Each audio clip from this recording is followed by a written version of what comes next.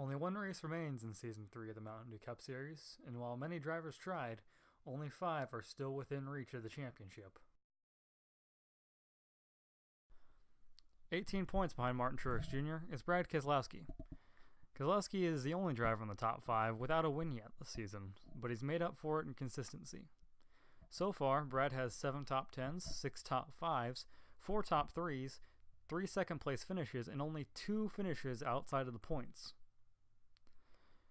As for his history at Rochester, he is the only driver who has won there. And while he didn't dominate last year's race, it sure will be an ego boost heading into the next race.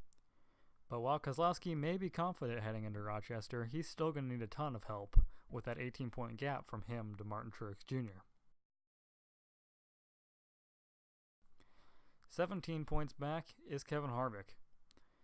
And while Harvick hasn't always been up front like some of the other drivers in the top 5, he still had a pretty good season. He has 1 win at Memphis where he dominated the race, 4 top 3s and 4 top 5s. And as for his performance at Rochester, last season he placed there 4th. So if he gets pretty lucky, he might have a good shot at the championship.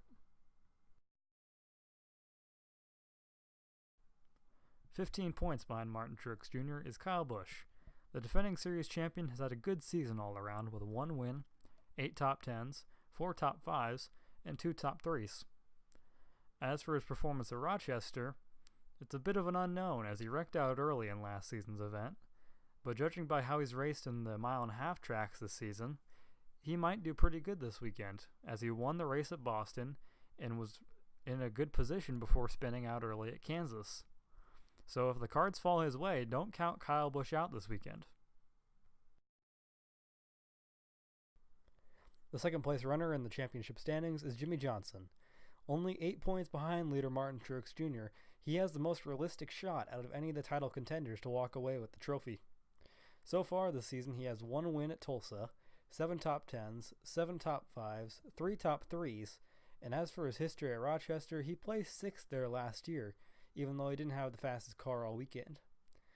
So with the most realistic chance at getting a championship away from Martin Truex Jr., don't count Johnson out this weekend.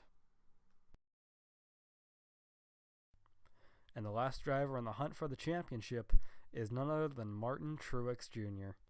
So far this season, Truex has been nothing short of dominant, as he's led the point standings for most of the year, only losing the lead twice. His stats are this: 1 win, 7 top 10s, 5 top 5s, and 3 top 3s. But his stats aren't what's important. It's where he accomplished them, as he got the 15-point bonus for having the best average finish on short tracks through the Sunoco Short Track Challenge. But his competitors shouldn't fear too much and have some hope, because as of late it seems like the flame has been dying out in the 78 camp after missing the points in St. Louis and having a rough day at Raceway Park of the Midlands. Well, those are the drivers gunning for the championship. Let me know in the comments below, which nation are you on? Do you hope to see an upset in either Keselowski or Harvick? Do you want to see Kyle Busch go back-to-back? Do you think Johnson can reel in Truex? Or do you think Truex is just going to be crowned champion and hold all of them off? Until then, let me know in the comments. Catch you on the flip side.